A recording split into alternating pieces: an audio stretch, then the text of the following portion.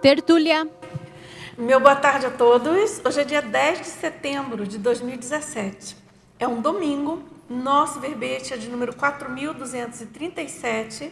Ele tem 7 páginas, 52 logias e 21 máximos.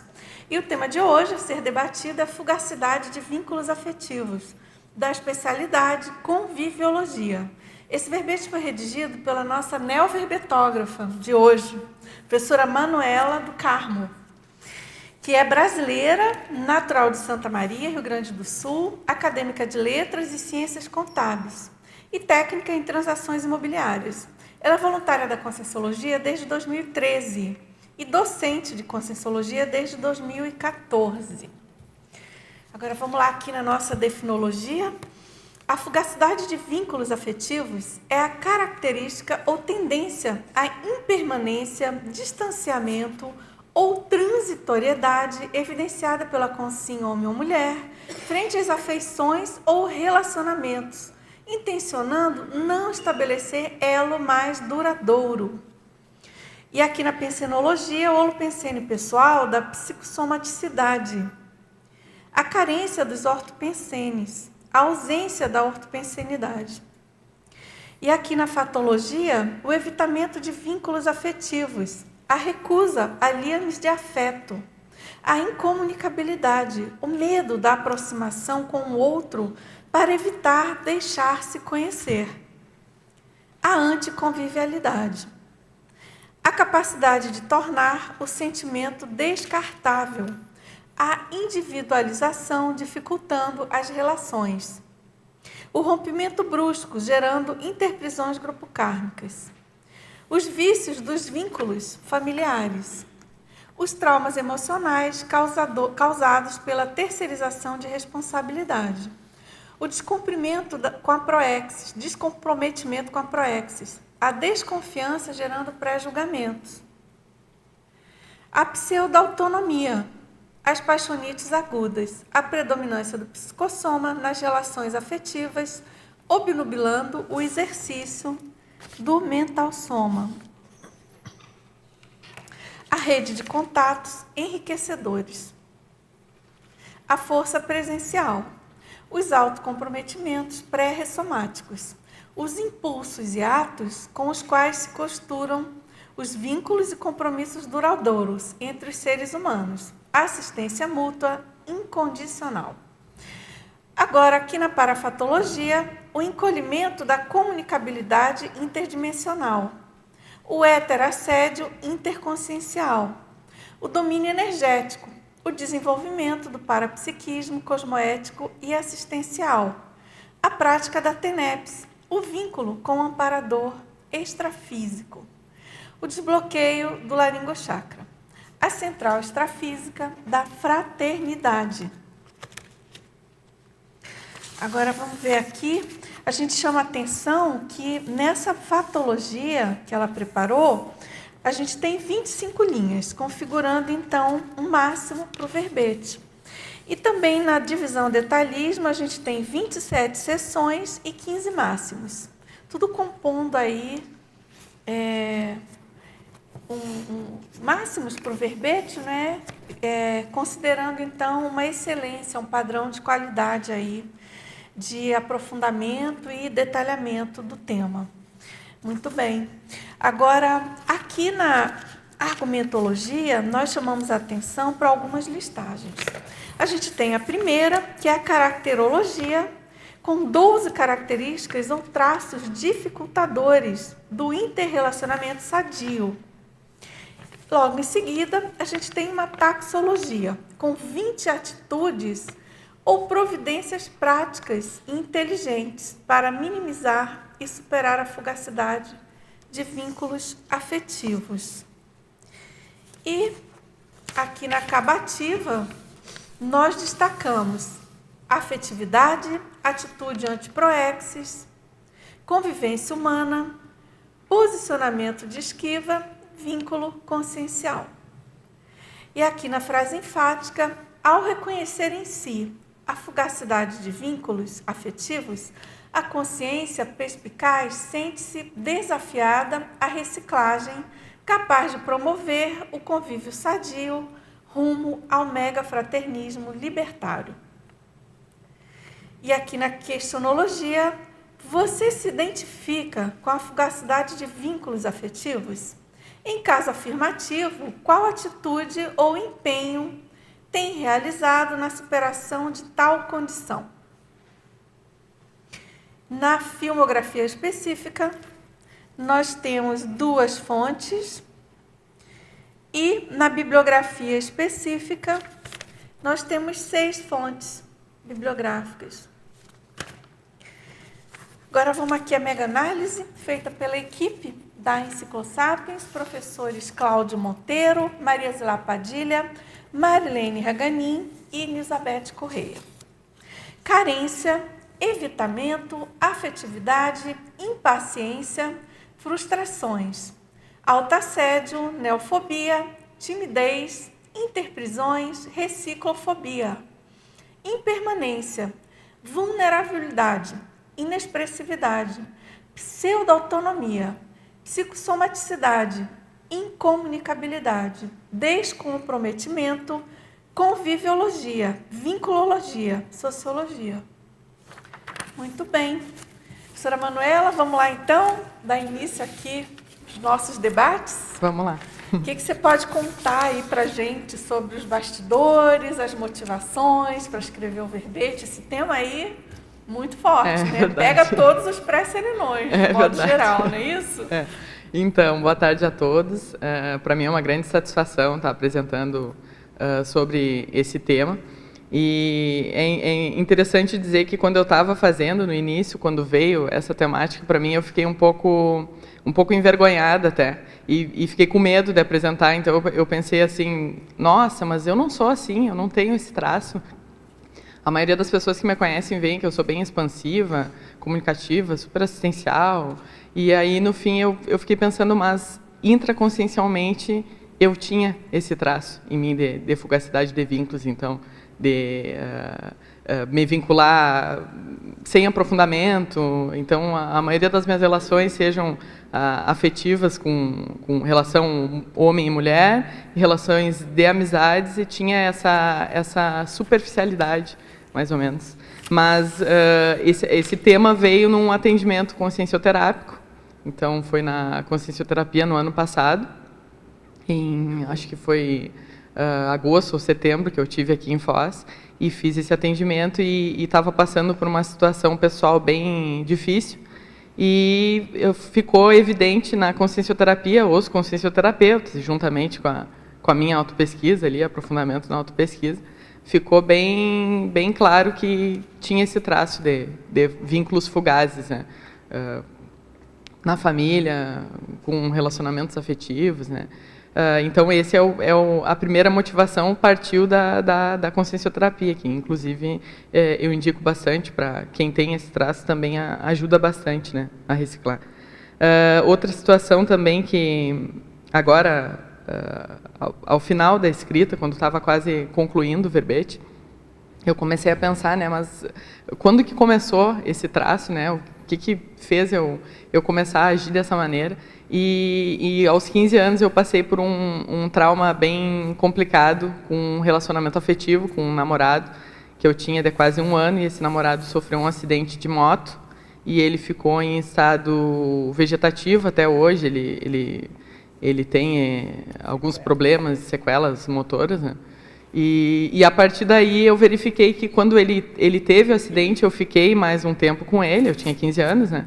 Se eu continuasse, permanecesse nessa relação, seria somente um amor meu, né? Eu não ia ser recíproco, porque ele não tinha condições, né? E a partir daí eu fiquei mais uns 3, 4 meses com ele, eu me separei, e a partir daí eu percebi que começou. Então, é muito interessante esse processo, esse envolvimento na autopesquisa, porque começa a vir coisas que tu nem imaginava. Então, eu estava pensando, mas de onde surgiu isso? E realmente começou nesse acidente do Marcos. E a partir daí eu comecei a me vincular mais, com maior dificuldade, com menos profundidade. Não sei se ainda não consegui identificar se por um trauma de pensar que talvez a outra pessoa vá se acidentar e sofrer novamente. Não sei, eu tenho que aprofundar mais sobre isso. Mas ficou bem evidente que foi nessa situação que eu comecei a me relacionar assim com mais superficialidade. Na família também, então, outro ponto que eu percebi que na família existia outras pessoas que também tinham esse traço, então aí é importante a gente citar a questão da genética e da paragenética, né? Porque tá no DNA da família, assim, que algumas pessoas têm esse traço bem forte, e eu também, eu percebia que até às vezes em eventos familiares, tinha alguma festa, alguma situação, e eu evitava participar, ou eu ia lá, participava rapidamente, fugazmente, e me retirava porque eu não queria, né, ter uma interação com aquelas pessoas, né? E então é importante a gente ver isso porque é a questão da assistência mesmo, né? É uma oportunidade de assistência. E eu acho que a primeira oportunidade de assistência é a família, né? E a gente está interagindo com esses familiares também, com certeza, porque tivemos alguns vínculos em outras vidas aí, então nada é por acaso, né? Essa minha vinda para Foz, então, eu estou morando aqui, vai fazer 1 ano. Eu vim logo depois da consciencioterapia. E eu também percebi que, quando eu comecei a me envolver no grupo aqui da Conscienciologia, eu percebi que as pessoas eram muito... não eram as pessoas, era eu que tinha uma carência muito grande de acolhimento. Então, eu percebi que quando eu vim para cá, as pessoas eram muito na delas, assim, muito focadas na sua autopesquisa, na sua assistência. E aí eu me senti muito mal quando eu cheguei aqui por esse pouco acolhimento e essa pouca aproximação. Mas aí eu comecei a perceber que era imaturidade minha e vitimização e drama, e foi mais um ponto que serviu para mim reciclar, referente a essa parte toda aí dessa falta de acolhimento. Não era uma falta de acolhimento, era que as pessoas estavam focadas e eram muito mais maduras que eu, e então... A princípio... Interessante que aparentemente aí é um paradoxo aí, né? Você com esse traço que você mesmo expôs e querendo... e querendo um acolhimento, é um paradoxo.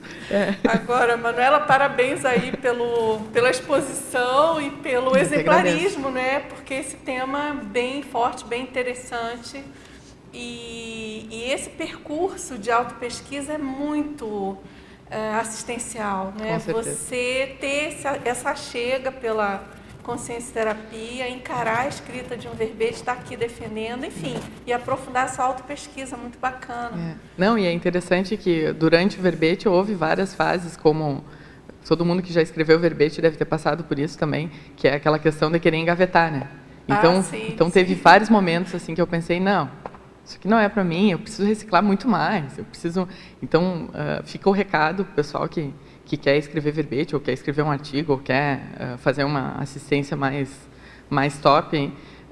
Não ficar pensando em, eu quero reciclar tudo, eu quero virar serenão para mim poder... Né? É importante que a gente escreva juntamente com essa reciclagem, né? Porque se tu for esperar para ficar 100%, não vai ser nessa vida.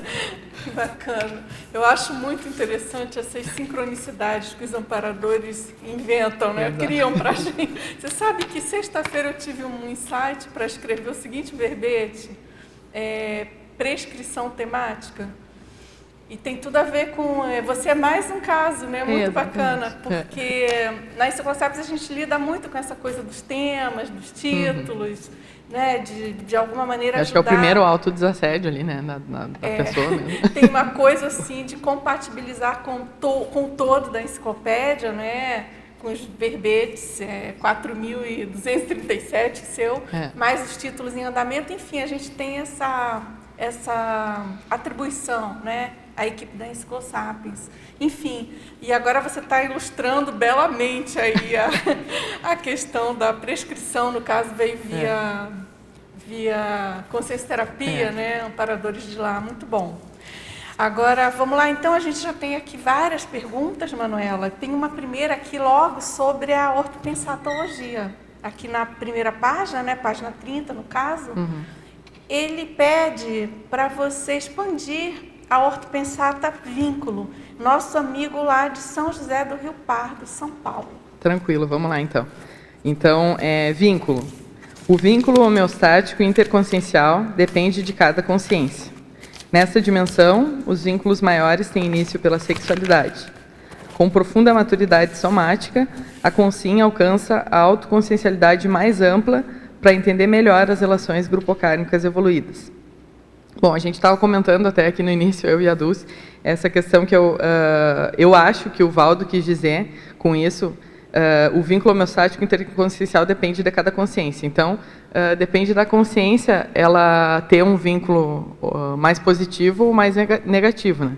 Então, depende dela, ela opta por isso. A fugacidade de vínculos não é o caminho melhor, né? Nessa dimensão, os vínculos maiores têm início pela sexualidade. A questão da sexualidade é que, se a gente for considerar todo o paradigma consciencial, então a gente teve várias vidas e a gente, muitas vezes a gente passa por um curso intermissivo e nesse curso, dependendo de méritos, eu acho, né, a consciência ela pode optar por escolher a família dela. Então, começa pela sexualidade aqui no caso eu acho que ele quis dizer no caso da gestação mesmo, né? Então, a união ali do óvulo com o espermatozoide começa aí o vínculo. Com profunda maturidade somática, a consciência alcança a autoconsciencialidade mais ampla para entender melhor as relações grupocármicas evoluídas. Aí entra aqui também o conceito de transafetividade, também, então, que o Valdo falou muito e tem bastante material sobre isso, né? Então, ela como se fosse um crescendo, né, Manuel? Isso, como se fosse um crescendo aí. Então, a transafetividade já seria o ápice aí, já ultrapassando tudo da afetividade convencional, da sexualidade. Eu posso contribuir com uma ideia, né, que o professor Valdo trazia no curso Sexualidade. E ele comentava sobre como funciona o homem e a mulher perante a sexualidade. Aí, nesse curso, ele falava que o homem chegava ao amor pelo sexo. E a mulher ele chega ao sexo pelo amor. Então, essa situação que nós, quanto consciência, nós trocamos de sexo por vidas. Sim. Então, a gente não fica eternamente com homem ou eternamente com mulher. E essa postura, essa condição, ela favorece esse vínculo, né? Claro. E que a gente for ver, vai levar essa transposição da sexualidade para a afetividade mais madura, né? Isso é Sim, uma coisa interessante. Concordo, acho que é. Eu fiz esse curso. Né? Só que das mulheres. Sim, eu fiz só dos homens. E o que ele falava? Que o curso das mulheres era bem mais difícil. Dos homens era bem mais apimentado o negócio. Não, ele falava que das mulheres era pior. Os bastidores dos cursos. Mas eu acho que isso que o André falou a gente passa por, como a gente é mulher numa vida, homem noutra vida, a gente passa por essas duas posturas, né? Então, acho que... Agora, eu posso já fazer uma pergunta? Claro. Porque uma coisa que me chamou a atenção é de tudo que eu vi na fatologia, teve um tópico que eu achei que reverberou e aí conjuminou um pouco com o que você trouxe, que é o penúltimo, que é na fatologia, página 30, que é o rompimento brusco gerando interpressões grupocármicas. Por que me chamou a atenção isso? Porque quando a gente vê a questão, por exemplo, dos acidentes, e você vê que acidentes, não só acidentes, mas doenças, você também vê a questão de assassinato. E quando você está falando de doenças, assassinato e todo esse caso, você tem um crime doloso e o culposo. E o que acontece com as pessoas? Elas viram verdadeiros assediadores com quem causou a dessoma de um parente querido. Né? Por quê? Porque, olha, você tirou e rompeu o vínculo que eu tinha com aquela pessoa. Né? Tipo, olha, rompeu precocemente. Então, veja lá, uma bala perdida que rompeu o vínculo da mãe com o filho. Claro. Um acidente que tirou a vida do namorado e da namorada. Então, você vê que aquelas imprudências, aquelas ações fora de lucidez, né? Tipo, condições inseguras, velocidade acima do permitido, claro, e diversos fatores, né? Você começa a ver que as pessoas que tinham aquele vínculo, que foram rompidos, eles criam um problemão, né? Com certeza. E é bem isso que você traz. Isso isso que tu falou me remeteu a esse caso pessoal com o Marcos, com esse meu namorado, que eu acho que foi um rompimento muito brusco e que eu considero que há uma interprisão ainda. Eu gostaria de resolver isso nessa vida, de liberar ele, porque, assim, culturalmente seria como foi meu primeiro namorado e questão de conservadorismo mesmo, acho que de família, o pai e a mãe foram primeiros namorados, casaram, viveram juntos. Eu, na minha ideologia, eu pensava que ele seria a pessoa que eu iria casar, que eu iria viver para sempre. Então, ainda assim, quando eu falo, me dá um desconforto. Então, eu acho que eu tenho que resolver isso, mas esclarece bem. E aí eu cito até no Autocura, através da reconciliação, a Malo coloca uma situação da separação evolutiva, que seria bem o contrário, é se separar com tudo muito bem resolvido. Né? Então, a pessoa que tem essa condição, essa característica de fugacidade de vínculos, ela não está nem aí para o rompimento brusco. Ela rompe mesmo e não, às vezes, por vezes, nem se importa com o que está se passando, o que vai ter de interprisão. Né? Agora, Manuela, uma coisa que vem assim claramente, né, a gente vê pela Conscienciologia, que a Conscienciologia ela é um bálsamo perante essa situação, porque a gente vê que os vínculos nunca acabam. E que não existe a morte. E que essa situação, ela é transitória. Claro. Então, esse bálsamo da gente entender, tipo, olha, as coisas, elas são, assim, para a gente expandir o nosso fraternismo e não restringir o fraternismo, não é isso? Então, é aquela questão, quem ama de verdade, liberta e não prende numa gaiola. E é um paradoxo.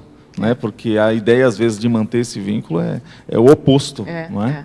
Eu acho que a maioria das relações atualmente tem esse viés assim, mais doentio, que acha que a pessoa, né, que ama tem que estar sempre perto, tem que estar presa. Mas se a gente for ver pelo paradigma consciencial e pela multidimensionalidade, a gente...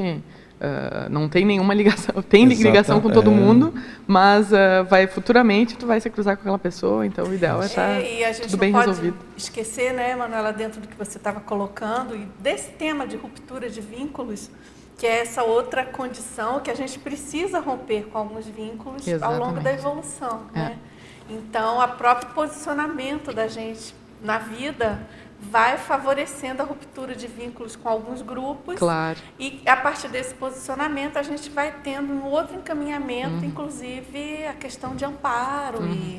Enfim, é todo um mecanismo, né? Exatamente, um mecanismo multidimensional que é fundamental esse tipo de ruptura, né? Exatamente. Claro que você está falando aqui de uma outra condição. Né? Posso tirar mais uma dúvida aqui na fatologia? Claro. Na página 31, aqui na sexta linha de baixo para cima, você fala do cuidado com ilusório excesso de autoestima.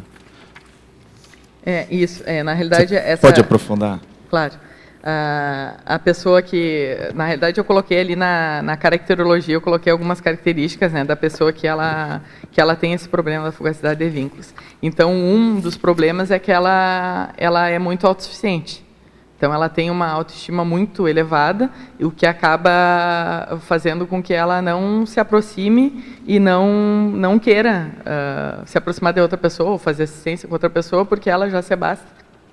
Né? Então, acaba que eu coloco aqui o cuidado com o ilusório excesso de autoestima, para essa pessoa ela ter cuidado com esse ilusório, porque não é verdadeiro. Né? Então, é um excesso de autoestima que ela acha que tem, e aí entra a questão da autopesquisa mesmo, para a pessoa, né, procurar aprofundar ali nos seus traços, né, nos seus trafores, nos seus traços força, nos seus traços fardos, para ver se não há uma distorção aí de imagem. Né? Acho que é isso. Não sei se ficou claro. Não esclareceu muito. Mas ao longo da... outra abordagem? Ou então ao longo da tertúlia vai... A não ser que você tenha aí alguma outra alguma outra ideia. Senão, ao longo eu pensei... a gente vai aprofundando. Aqui já começa essa estrutura aqui.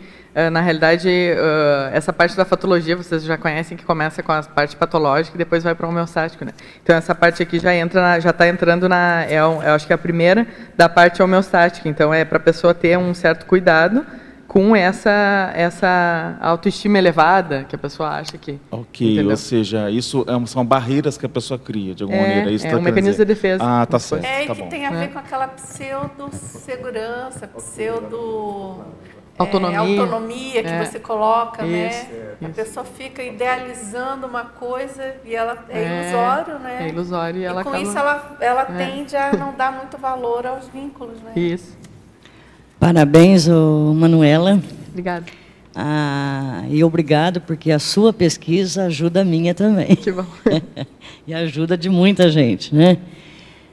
A minha pergunta é na fatologia, na página 30, na segunda linha. Você já deu uma palhinha, mas se você puder falar mais, o medo da aproximação com o outro para evitar deixar-se conhecer. E logo embaixo, se depois você puder falar, o desejo de formatar o outro, né? Que está bem um contraponto aí.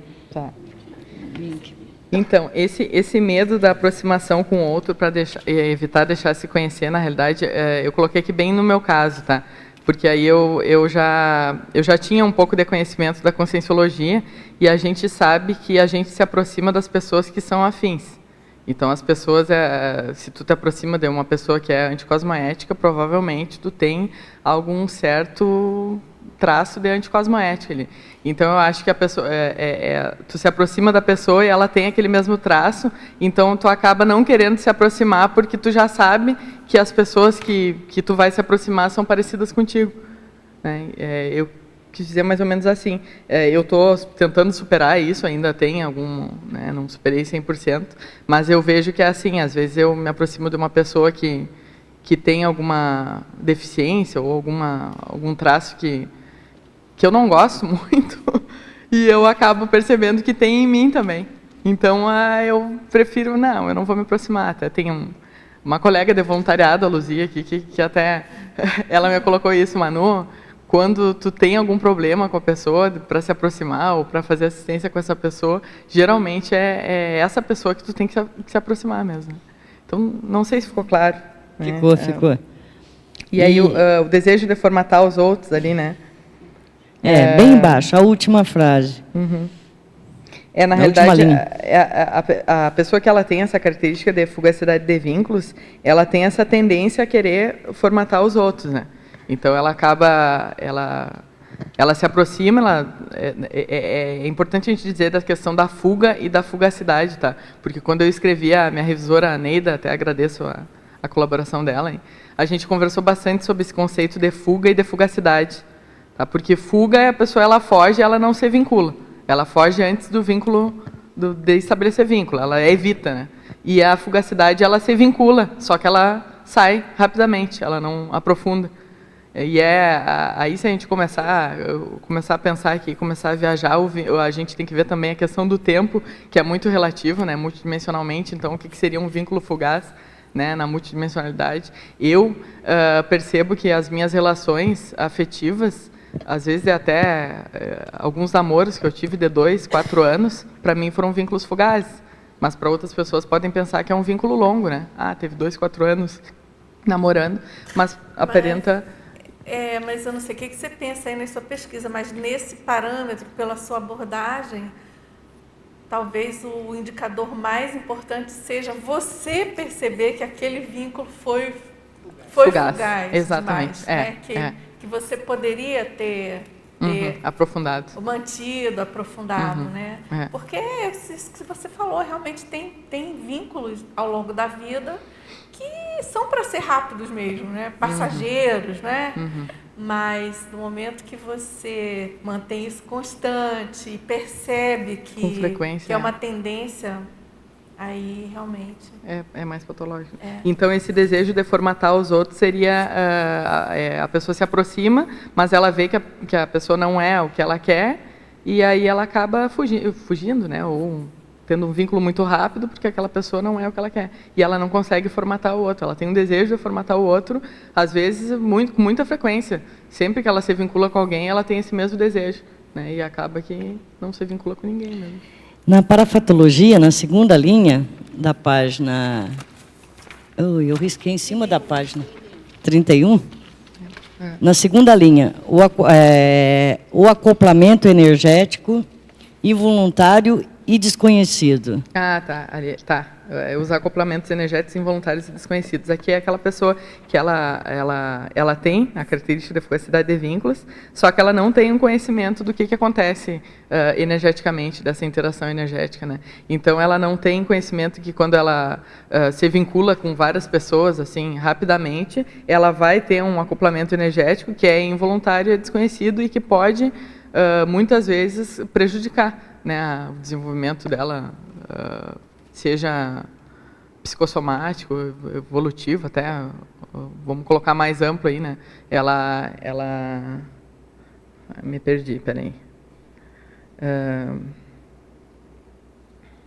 Ela desconhece, né? É bem como diz aqui, né? Ela tem esse acoplamento aí involuntário, porque ela não sabe, né? E é desconhecido, né? Então... É bem dentro da fugacidade, né? A pessoa nem para... Ela não para analisar que ela precisa, né, trabalhar energeticamente, que ela precisa talvez assistir, aprofundar um pouco mais e assistir aquela consciência mais... Oi, tu veio. Parabéns aí pelo verbete. Na página 32, a efeitologia, eu adorei todos, mas eu sei que eu tenho que escolher. Não, mas fica à vontade. Então, essa parte ali os efeitos homeostáticos do abraço. Tem pessoas que não são do toque, né? Que elas não conseguem ter essa questão aí do abraço, de manifestar de uma forma mais direta.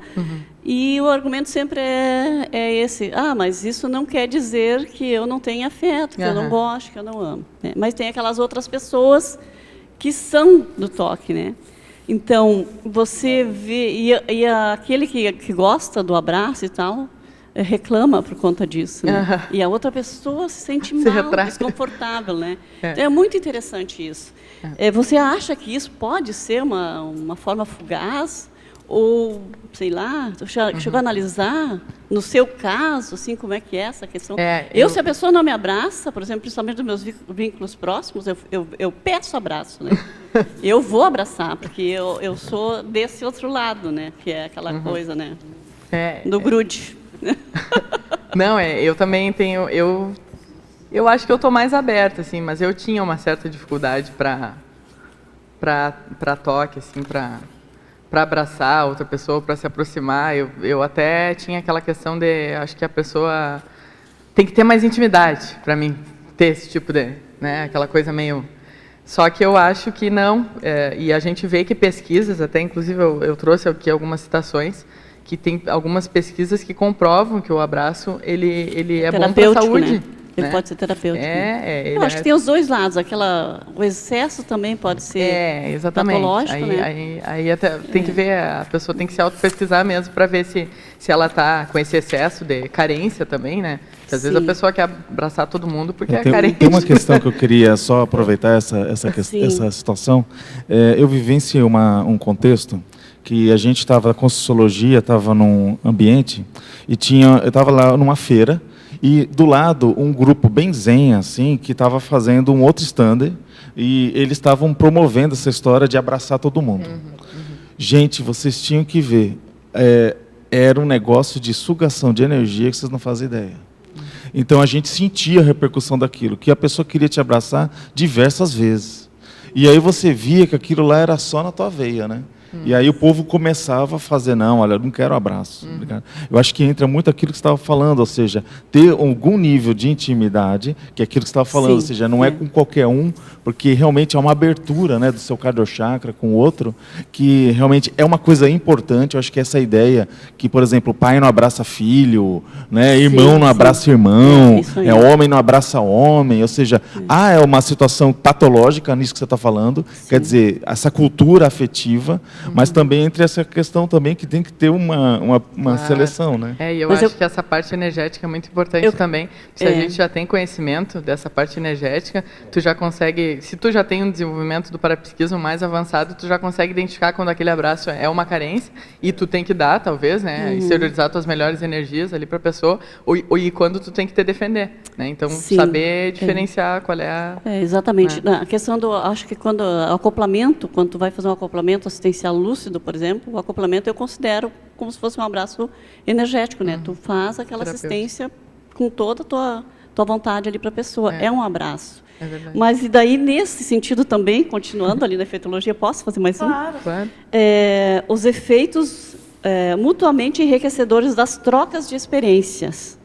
Eu acho esse aqui, eu achei fantástico, porque a gente tem essa convicção, essa lucidez em relação a essa troca de experiência, que toda a troca de experiência ela é. Claro, essa consciência que ela age com essa característica de fugacidade de vínculos mais assim, mais grave mesmo, ela não se dá a oportunidade de ter uma troca de experiência, né? Então acaba que ela não tem um enriquecimento aí, né? Os efeitos mutuamente enriquecedores das trocas de auto-experiência. Eu acho que dá para citar até a questão da docência, tá? Que eu acho que foi para mim foi um grande passo, assim, porque eu realmente não me via me expondo para outras pessoas que eu não conheço, né? E tentando identificar ou ajudar as pessoas. Então, eu acho que aí dá para citar como exemplo uma troca de auto-experiência muito grande aí, porque as pessoas, elas trazem as suas experiências, tu traz a tua, e aí acaba havendo ali uma certa interação que favorece, né, com que a pessoa ela descubra o que ela está necessitando, né? Então esse efeito é totalmente enriquecedor para ti e para a pessoa, é mútuo, por isso favorece, né, as duas pessoas. Né? Tá bom, obrigada. Obrigado. Agora, aqui, nosso amigo de Curitiba, Manuela, na estrangeirismologia, na página 30, né? Como conviver em equilíbrio com a fugacidade de vínculos afetivos atualmente e o rapport multimilenar entre consciências que tendem a mantê-las unidas. Ele tem mais perguntas. Tá. Vamos por partes, né? Melhor. Tá. Eu acho que, assim, conviver sadiamente, ele falou? Como conviver? Em equilíbrio com a fugacidade de vínculos afetivos e o rapport multimilenar entre consciências que tendem a mantê-las, né? O ideal é não conviver com a fugacidade de vínculos, tá? Esse tema que eu trago aqui é nosográfico, então é uma condição que o ideal é se desfazer dela. De que forma? Aí tem algumas ali, eu coloco 20 atitudes, né, providências práticas, inteligentes para minimizar um pouco essa condição. Mas é que nem ontem eu vim no Círculo Mental Somático, que era sobre atendimento consciencioterápico, e o Max estava falando que existe alguns traços nossos de temperamento que a gente vai ter que conviver toda a vida com eles. Então, às vezes, a fugacidade de vínculos eu vou ter que conviver toda a vida com ela, mas eu vou ter que arranjar uma forma de minimizar, que eu acho que é isso que ele está falando, até equilibrar, né, de certa forma, utilizando aqui, eu coloco então essas providências, para não acabar não afetando outras pessoas, né, não respingando nas outras pessoas, e aí entra esse rapport multimilenar entre as consciências. Isso é inevitável, né?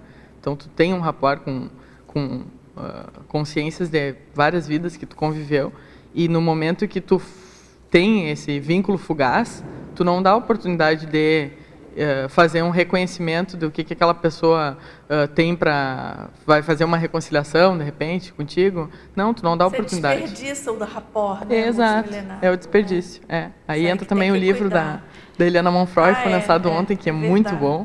Né? Tá que aqui, fala sobre... Fala nisso, Eliana Monfroy, Antidesperdício consciencial. Muito bacana o livro. Escolhas evolutivas na era da fartura. Ela lançou ontem no Círculo. Exatamente. E à noite aqui no hotel. Então, quem tiver interesse, é uma publicação da Editares. Muito interessante. Depois, talvez só completando, né? Eu entendo, até pelo que a Manu trouxe, pelo que eu conheço dela e pelo que eu entendo do tema, né? Que não dá para conviver equilibradamente com vínculos fugazes. O que dá é para conviver com o vínculo como um traço que eu tenho, né, digamos, que a pessoa tem, de forma consciente e vendo o que eu posso aprofundar de autopesquisa nesse traço e tentar dar uma consistência maior aos meus vínculos conscienciais, com quem eu vou encontrando, com quem eu vou me relacionando. Me parece que é por aí, né? É ótimo, conheço aí mesmo. mesmo. Quando a Manu estava escrevendo verbete, quando nós fizemos dupla de voluntariado, e são muito próximos, a gente debateu bastante isso. Porque, que bom! A gente acabou debatendo essas questões, né? E quando ela queria fugir da raia, né? Digamos, deixar, não vou mais por causa não teve fugacidade aí de vínculo, então, e daí vai conviver lucidamente com essa condição e analisar lucidamente, ou vai ficar na fugacidade, né? E aí não tem maneira equilibrada de ficar na fugacidade, sem não ser com lucidez. Agora eu lembrei daquela expressão, não sei se está no verbete, aquela coisa da ficação dos jovens tem a ver com isso, né? Você colocou, né? Isso, está na culturologia ali, a cultura patológica da ficação. Ela comentando ali, eu lembrei. É bem típico, né? Esse né? Uma coisa contemporânea, né? Exatamente. E tem até uma certa aceitação, né? Tá havendo, assim, tá... Tem um enaltecimento disso, né? A promiscuidade, a cultura do sexo sem compromisso também, ali também é uma...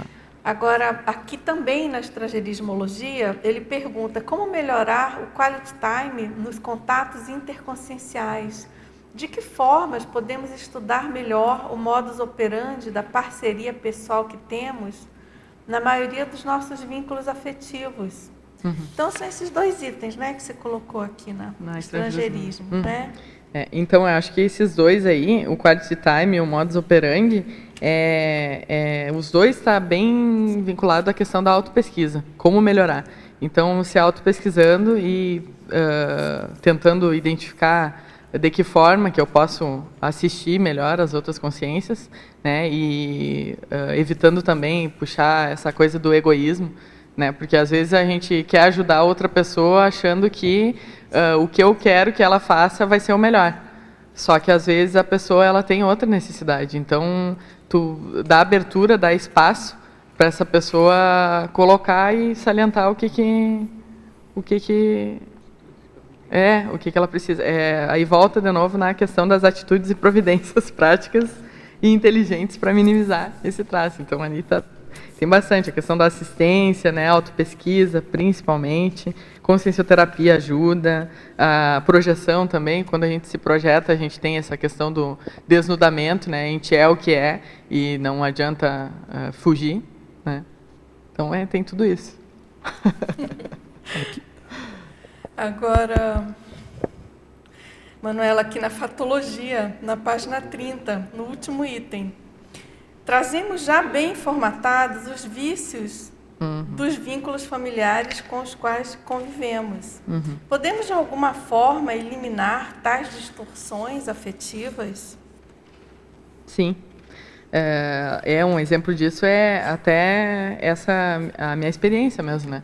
Que a gente vem de uma família que culturalmente, assim, o gaúcho também tem muito aquela questão de todo domingo tem que ter o churrasco, né? Então, aos poucos tu vê que às vezes não é tão sadio aquele encontro, não tem necessidade de ter todo domingo, ou às vezes é uma desculpa para beber, né? Então, aos poucos eu fui me liberando desses vícios, desses vínculos familiares, né?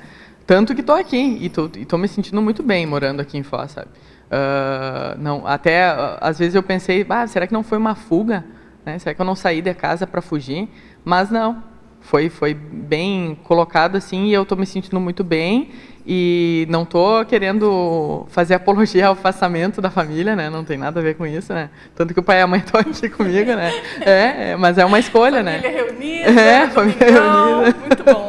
Não estamos comendo churrasco, mas estamos, né, debatendo no domingo aí um tema interessante.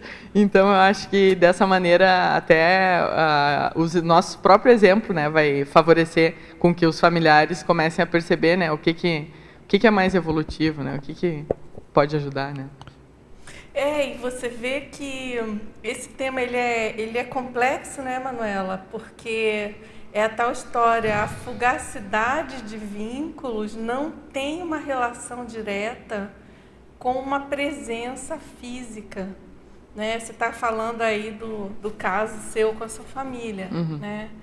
E eu também com 14 anos, eu saí da cidade onde eu morava e fui morar no Rio para estudar. E não tem nada a ver necessariamente com ruptura, é diferente. Exatamente. Mas é uma oportunidade para você transformar a relação, como você colocou. Sim, né? Às vezes até aproxima mais. Exatamente. Eu estou me sentindo mais próximo do pai e da mãe do que você afasta, trabalha de modo diferente e exatamente. até pode aproximar de uma maneira mais saudável. evolutiva, saudável. Muito bom. Aqui em cima, posso perguntar? Parabéns, Manuela. Obrigada.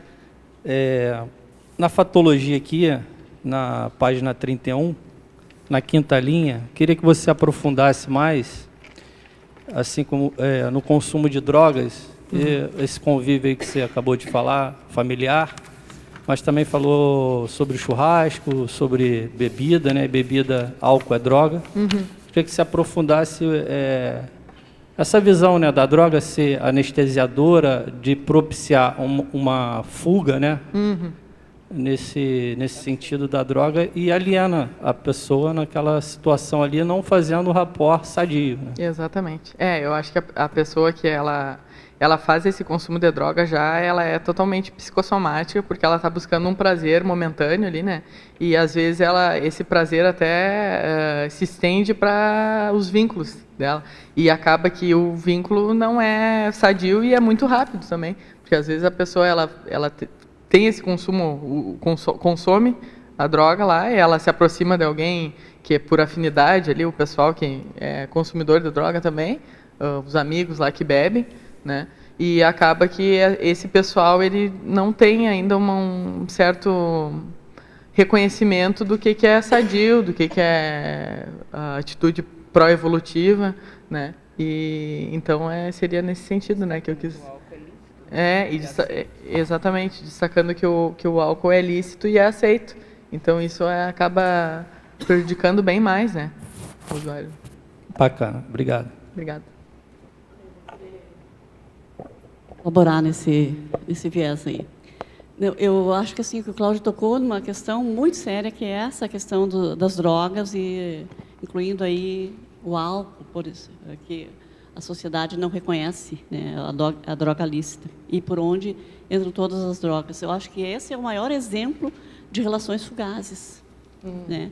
Porque em estado alterado de consciência, a gente precisa saber disso, que a pessoa fica fora do seu padrão normal, né? Ela foge dessa condição, e ela, então, mantém essas relações, e, às vezes, isso dá dentro da família.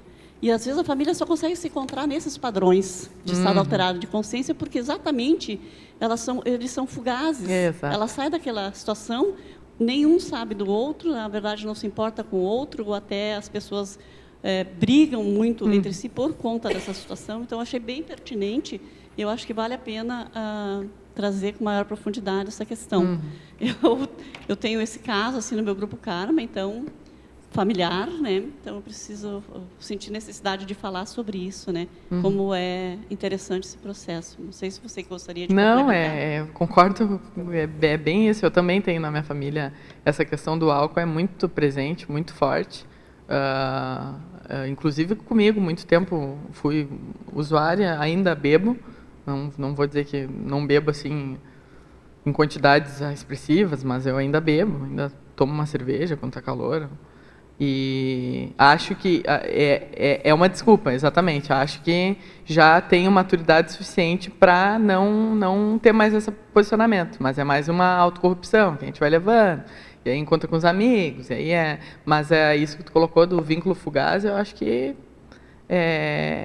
as pessoas bebem justamente para se engolir, porque é fugaz aquele momento ali, é só aquele momento do churrasco com a família, então eu vou ter que suportar a cara daquela pessoa que eu não gosto muito, então vamos beber, e é mais uma maneira de fugir de vínculos aí, né? E até que ponto que, no caso dos vínculos fugazes intrafísicos, alimentam os vínculos extrafísicos, né? Bem conectados extrafísicos. Exatamente. Né? E a responsabilidade que a gente tem de cortar esse estigma, né? Porque às vezes toda a família vem nesse padrão e tu que vai cortar, né? É o tal posicionamento, né? Exatamente. Nesse processo do alcoolismo, né, o que acaba se invertendo é a lucidez, né? Porque o álcool tira toda a lucidez, e às vezes a gente tem que fazer uma reconciliação, uma abordagem visando a profilaxia, né? Aí você está anestesiado, você age às vezes de psicossoma, com raiva, acaba até proporcionando brigas e desavenças, quer dizer, vai por um lado totalmente do vínculo patológico, né? Em vez de fazer o vínculo sadio, que é a conversa, que é a troca de experiência, que é a troca de literatura, que é o que é proposto aqui no teu verbete, né? A filmologia, né? Tudo que leva a pessoa a sair daquela condição do vínculo patológico, né? Então, achei bem bacana e pertinente aqui falar esse tópico aqui. Obrigado. Bacana. Agora, nossa amiga aqui de Foz do Iguaçu mesmo, ela pergunta qual seria o traço fardo mais predominante na consim que possui a fugacidade de vínculos. O que você acha? Acho que está bem claro, eu acho que é o egoísmo. Eu acho que é mesmo. o egão. Acho que a pessoa que ela tem essa característica de fugacidade de vínculos, ela é muito egóica. Ela só pensa em si, ela quer tudo para si, ela não quer assistir. Então, para mim, ficou bem claro na minha autopesquisa que é essa questão do egoísmo, né? A autocorrupção, anticosmoética, também está tudo relacionado aí, né? Mas eu acho que o egoísmo é o ponto mais forte que a pessoa tem que trabalhar. Agora, de São Paulo, lá na pensinologia, ele pergunta, página 30, segunda linha, qual é, para você relacionar a carência dos ortopensenes com o tema do verbete. Então, essa consciência que tem, essa característica de fugacidade de vínculos, ela está mais vincada no patopensene, né? Ela mais tem esse link com a patopensenidade. Ou seja, já contrapondo aí, ela tem carência de ortopensenes. Então, seria... eu coloquei a carência dos ortopensenes justamente porque para a pessoa desenvolver isso, né? Começar a trabalhar essa questão da ortopensenidade, ter um pensamento e um sentimento e uma energia mais homeostático, mais, né? Seria isso. Agora, aqui na fatologia, lá na página 30, final da 7ª linha, ele pede para você discorrer sobre a individualização dificultando as relações. Como é que é esse processo? Como é que acontece? Então, essa consciência ela tem dificuldade de dividir, né? Então, ela acaba que ela só pensa nela. É a questão do egoísmo mesmo, né? Individualização total. Então, ela só pensa em si, ela só pensa no que vai trazer de benefício para ela, tem uma intencionalidade bem patológica, não é sadia, mas o principal seria essa questão de dividir, né? Então, ela dificulta as relações porque ela tem dificuldade de dividir, de compartilhar. Isso é muito sério, né? Ah, sim. Mas e você vê que aquela questão do egoísmo que você colocou está bem no núcleo, né? A pessoa realmente pensa que ela só se basta, eu me basto e pronto, não precisa de ninguém. E aí tem aquela pseudo... Você colocou... Autonomia? Pseudo-autonomia, né? Que converge aí para esse conceito. Eu acho que das principais assim, características que mais me chamaram a atenção na Conscienciologia foi a questão da autonomia, né? Então, tu por ti mesmo, não, sem passar a terceirizar ou passar a responsabilidade para os outros. Só que aí a pseudo-autonomia, a pessoa ela confunde, ela tem uma distorção desse conceito e acaba, né, atrapalhando tudo. É importante isso que você está chamando a atenção, claro.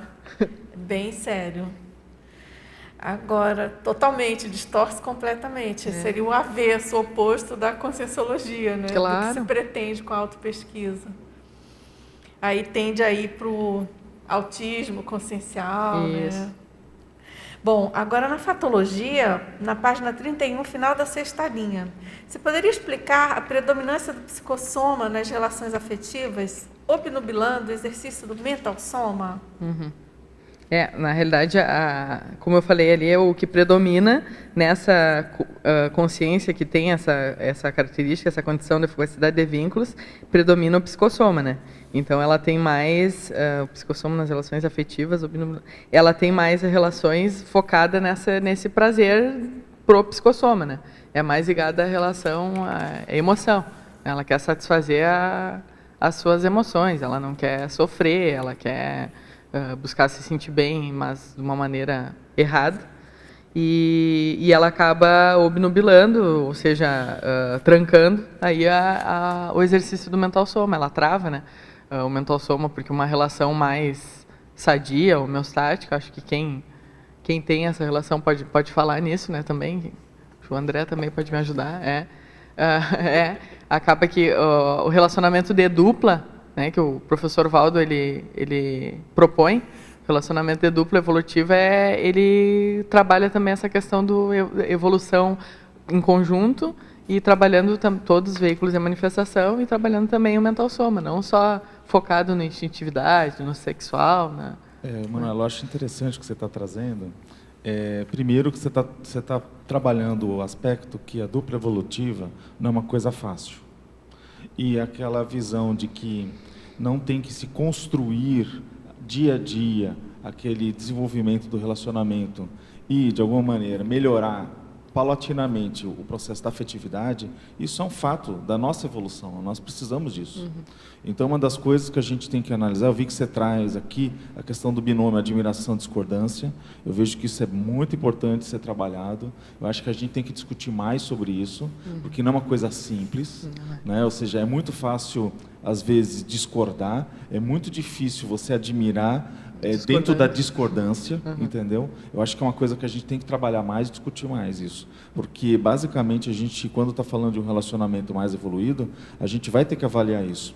E também, me veio assim uma ideia, né, do ponto de vista de que a gente está desenvolvendo a capacidade de ser amparador. Porque quando você está ali falando do ponto de vista da evolução dos vínculos afetivos, você está começando a olhar como um amparador.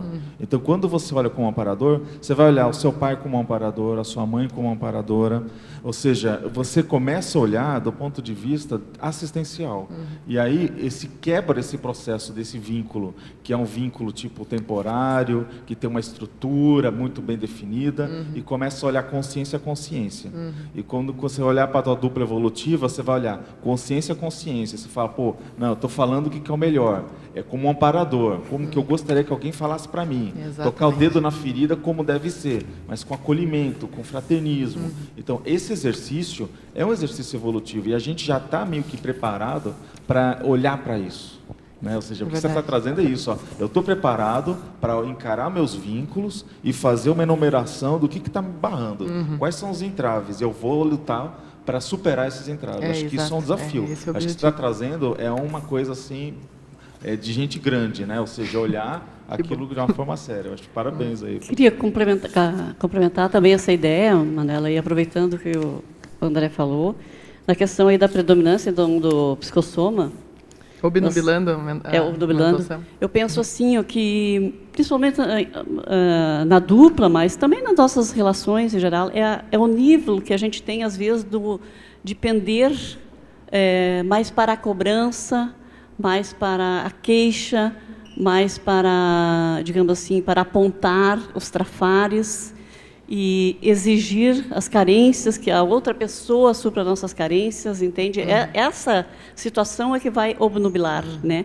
Que é uma patologia do psicossoma. Porque se o psicossoma não tiver esse nível de patologia, ele vai ajudar nas questões mentais somáticas, porque daí os pares ou os dupliças irão mutuamente se ajudarem, né? Se cooperar, ter objetivos comuns. Então, modifica totalmente, né? Então, acho que nesse aspecto aí a gente tem que ver se a gente está com 51%, pelo menos, mais para lá ou mais para cá. E eu acho que essa questão que o André trouxe é muito pertinente, exatamente da dificuldade de admirar na discordância. Exatamente. Eu acho que ele foi pontual aí, muito, muito preciso nessa questão, sabe? Que é exatamente aí. E cai por terra essa questão do egoísmo, né? Quando a pessoa ela não pensa mais, não tem medo de sofrimento, não tem medo dessa interação com a dupla, acaba que ela assiste melhor. Agora, dentro dessas colocações, aquela listagem que você fez da caracterologia é bem interessante, relacionado com essa questão do foco aí no emocional, né? Você colocou aqui essas 12 características ou traços. Isso. E se a gente for analisar, todas têm uma relação direta com o processo sério de egão e de exacerbação emocional, né? Super distanciado de uma abordagem mais homeostática, né? mental somática, né?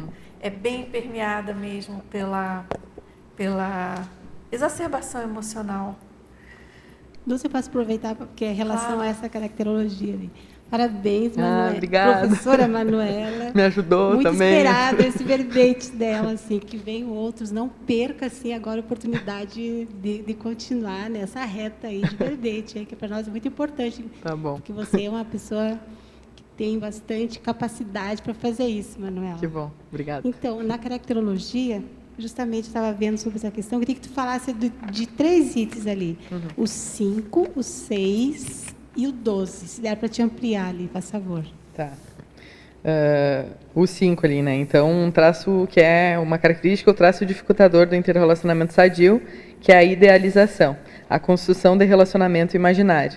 Então, isso é muito característico nas relações atualmente, nas relações afetivas, que a pessoa ela se aproxima de outra e ela idealiza que a outra pessoa seja de uma maneira que ela quer e não respeita a forma como a outra pessoa é, realmente, né? Então, às vezes a pessoa ela pode até ter alguma dificuldade ou ser de um jeito difícil, só que ela tem algum traço, alguma qualidade, algum traço força que vai ajudar a outra pessoa, que a pessoa não se interessa, não olha aquele trafora, ela olha só o trafar e ela quer mudar a pessoa.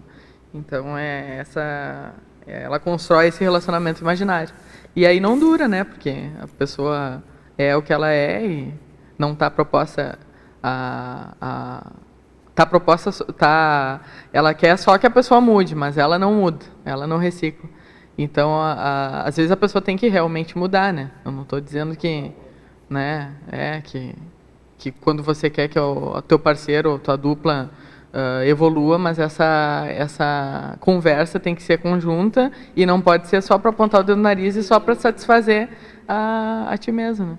Eu escutei outro dia uma pessoa falando assim que quando tu vai ter um relacionamento assim novo, principalmente, ver o que você tem a oferecer, não ficar naquela cobrança de querer que o outro seja, exatamente, né, alguma coisa, mais oferecer. O que eu posso oferecer nesse momento, nesse relacionamento? É bem isso. Eu achei bem interessante. E nesse ponto. Aí o 6 é impaciência, né? A falta de paciência para conviver com diferenças. Então a pessoa ela tem falta de paciência, ela tem falta de tolerância, ou mesmo até a humildade para conviver com a intimidade da outra pessoa. Então ela tem essa falta de paciência para conviver com as diferenças. O que mais? A timidez ali. Timidez, tá. O efeito patológico do acanhamento excessivo. Então, a timidez também entra nessa questão do autismo também, né? Que a pessoa ela se fecha no mundinho dela e ela é muito tímida ou tem dificuldade de se relacionar. E ela acaba que ela se aproxima, mas ela tem muito medo, porque ela é tímida. Então, ela prefere ficar na dela, não se aproximar. Evita a aproximação. Obrigada, Mana. Agora, aqui na taxologia, na página 34, nossa amiga de Portugal, ela pede para você comentar o item autoimagem, como quebrar conceitos e preconceitos. Tá. Autopesquisa, né? Principal, hein? Então, a autopesquisa começa ali nessa relação dela colocar no papel o que ela tem de qualidade, o que ela tem que pode ajudar ela a se relacionar melhor com as outras pessoas e também o que ela tem de ruim, né? É bacana a gente falar esse exercício que tem uma atividade que a gente, em todos os cursos, eu acho que a gente cita, que é essa questão de pedir para alguém próximo e até alguém que você tem uma certa dificuldade de se relacionar, para essa pessoa citar o que tu tem de positivo e o que tu tem de negativo. Mas é bom para te olhar e avaliar se aquilo ali mesmo fecha com a tua autoimagem, né? Com o que tu está pensando. E também tem que ver se a pessoa não está distorcendo, né? Então, ter bastante senso crítico aí para avaliar. Mas eu acho que o principal para ressignificar e para quebrar esses conceitos e preconceitos a respeito de si mesmo e dos outros é a autopesquisa. Agora, ela pergunta também lá no item 7, Manuela, o item desdramatização. Esse é muito Quais importante. técnicas ou ferramentas você, para conseguir agir com racionalidade e discernimento, como você faz para domesticar aí o emocional? A gente está sempre vigilante do nosso pensamento, né? Tem até aquele verbete, acho que é autovigilância ininterrupta, né? Esse verbete é muito bom, então eu indico para ela também. Então a gente está sempre se vigiando quando tiver alguma alteração mais psicossomática, porque no meu caso, como ela falou, né, eu sinto o meu cardio ficar mais alterado, assim, quando tem alguma relação, alguma situação relacionada ao psicossoma, então eu já consigo identificar, já está mapeado. Então é a questão de mapear os seus sinais, né? Suas sinaléticas aí para ver o que pode te impedir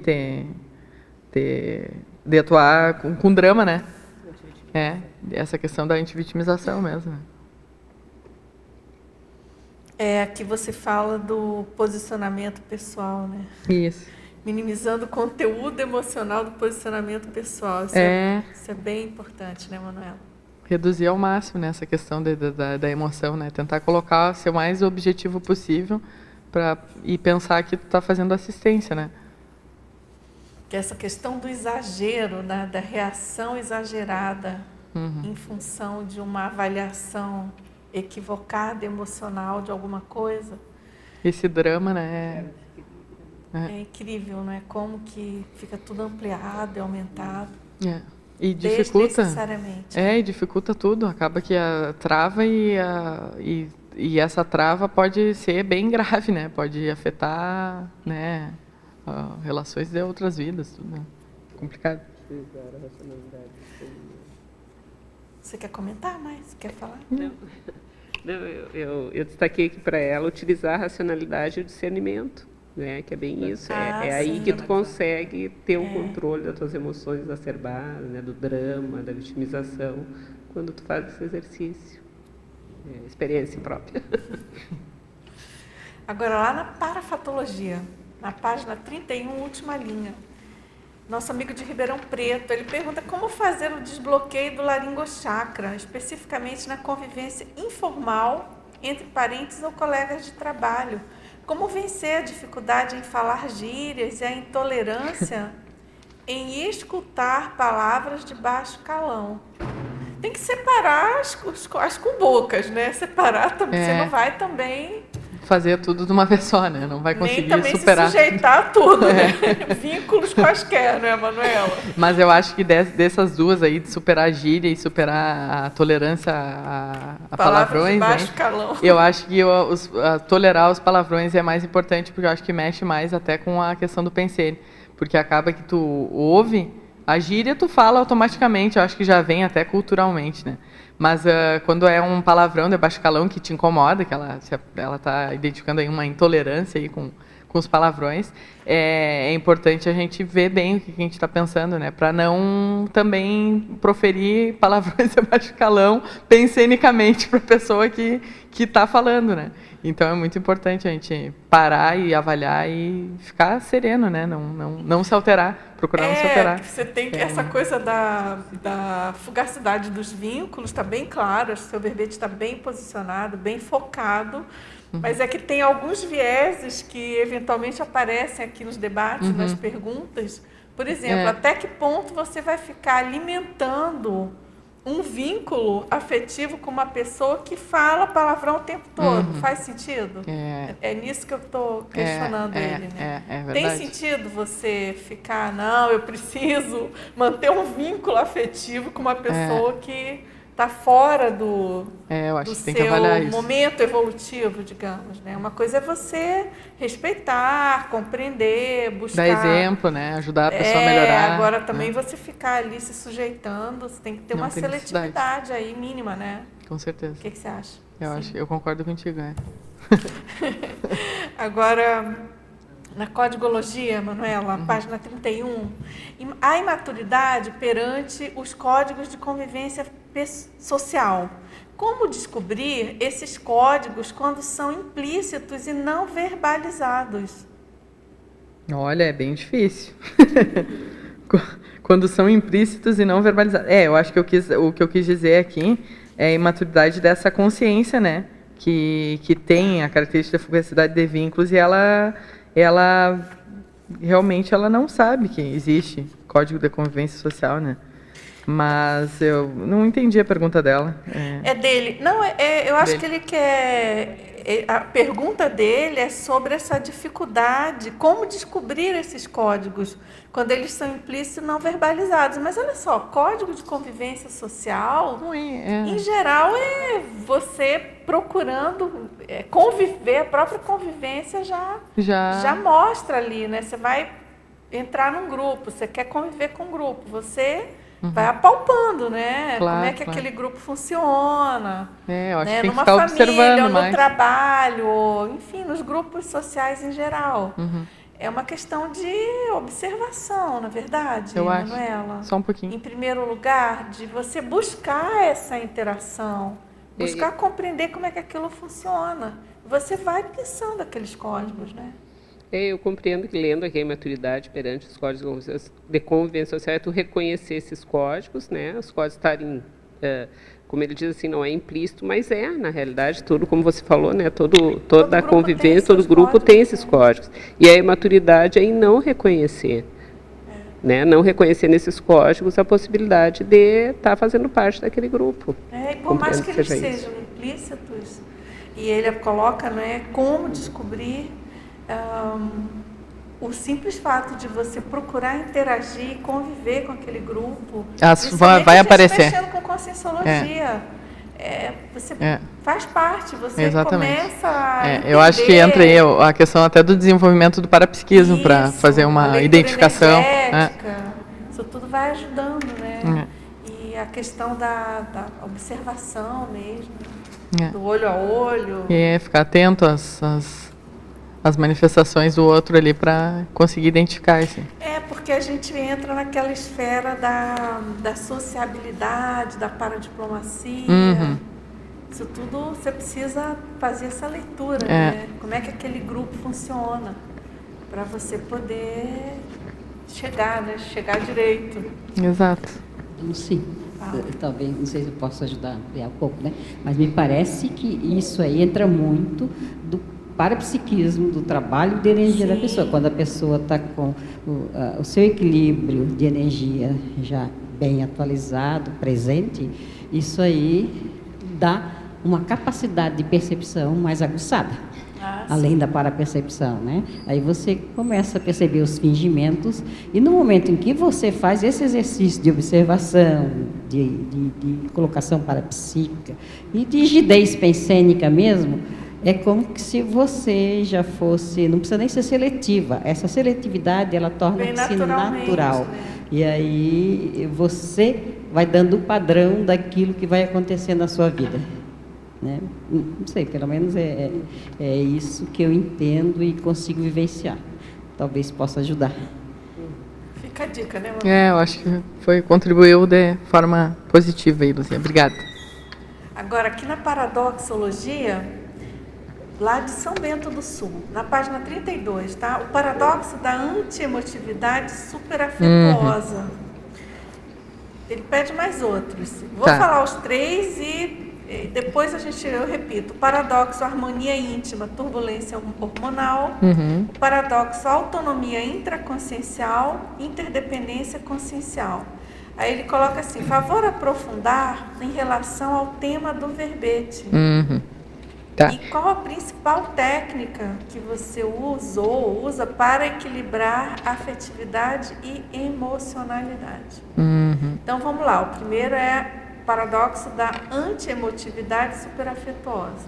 Esse é bem importante, esse é um paradoxo que eu convivi bastante tempo, porque a consciência que ela tem, essa fugacidade de vínculos, ela tem essa questão dela, parece ser emotiva, parece ser fria, mas ela é super afetuosa ao mesmo tempo. Então é isso que tu falou até no início ali, que é um paradoxo, né? Tu sente falta, né? Querer se afastar, mas sente falta. Quer se afastar, mas sente falta, Ninguém tá me acolhendo, como assim? Então geralmente é assim, essa consciência com fugacidade de vínculos, ela tem essa anti-emotividade, mas ao mesmo tempo ela tem esse excessivo afetividade. O outro é o paradoxo harmonia íntima, turbulência hormonal, né? Isso. Aqui eu fiz relação até com a questão da própria mulher, né? que a mulher tem esses períodos de turbulência hormonal.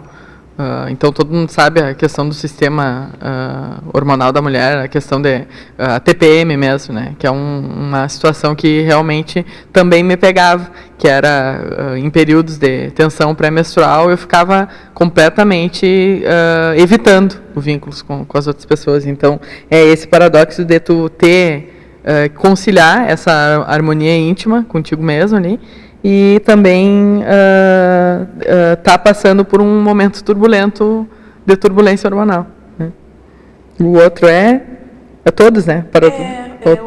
O próximo aí, autonomia. Autonomia intraconsciencial e interdependência consciencial. Então, aqui é aquela coisa que ninguém evolui sozinho, né? Então, apesar de tu ter eu acho que é muito positivo essa questão que a Conscienciologia traz da autonomia, né? Buscar isso, né? Buscar desenvolver cada vez mais a questão da autonomia intraconsciencial, mas ao mesmo tempo desenvolver essa interdependência consciencial, que é a questão que a gente estuda, a questão da dependência, da independência e da interdependência. A dependência, até certo momento, tu depende do pai e da mãe, até para te alimentar, para outras situações aí do corpo físico mesmo. Depois a questão da independência, então, chegando ali talvez na fase do porão, a consciência ela quer ser independente, não quer precisar de ninguém, ela se basta, ela é autossuficiente, né? E a forma sadia de desenvolver essa dependência é a interdependência, porque tu depende do outro de forma sadia e o outro depende de ti também, mas de forma que vocês constroem um vínculo, né, uma sinergia ali mais sadia, né? Então, tu desenvolver a autonomia e também não se tornar não desenvolver a pseudo-autonomia, como a gente falou, né? Não se tornar tão rígido quanto essa autonomia, a ponto de não depender de ninguém, não ter essa interdependência, essa interassistência.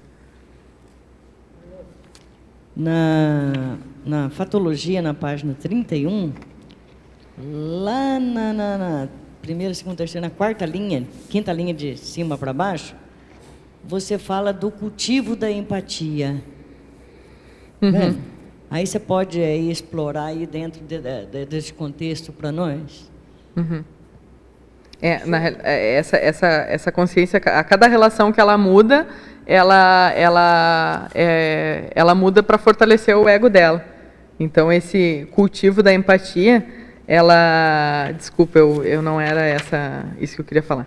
O cultivo da empatia é a questão da pessoa, empatia, né? Então, você colocar no lugar do outro, se posicionar no lugar do outro, e é positivo para a pessoa que reconhece que tem essa característica de fugacidade de vínculos, é positivo ela começar a cultivar essa empatia de se colocar no lugar dos outros, porque a pessoa geralmente ela não se coloca no lugar dos outros. Como ela é tão egoísta, ela pensa só em si, ela não tem essa característica da empatia, né?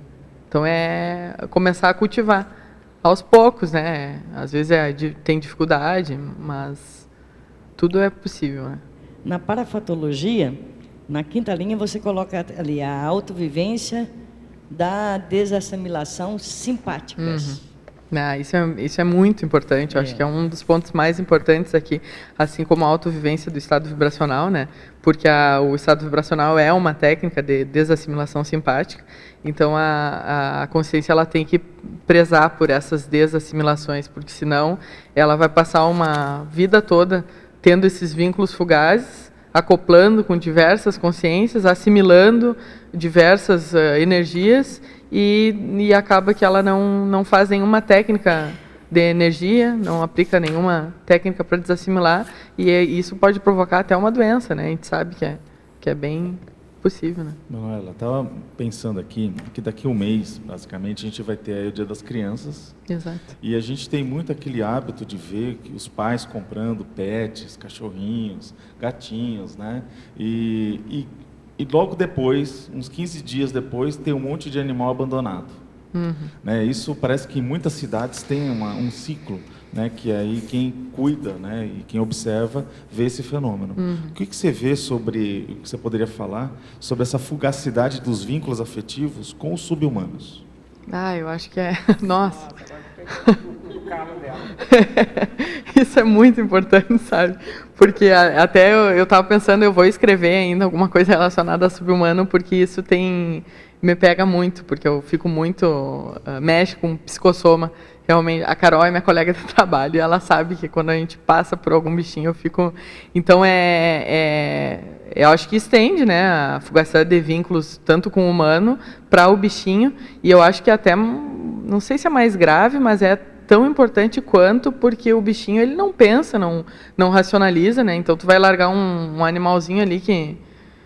Totalmente dependente. Totalmente dependente, né, na rua. Acho que cabe aí as pessoas tomarem mais consciência, né, das suas atitudes antes de adotar o bichinho, antes de comprar um bichinho, né, para não ter mais esse... E como tem cachorro de rua aqui em Foz, né? Nossa, aqui é uma coisa eles incrível, abandonam né? Os filhotes, assim. Nossa. Eu mesma já recebi vários. E aí tem que... É incrível, eles abandonam assim no portão, caixa com filhotes. Nossa, e aí tem que trabalhar até essa cultura de fazer uma campanha de castração, né, na cidade, mas realmente tudo a ver, eu vou anotar aqui, porque não é de graça que veio esse assunto.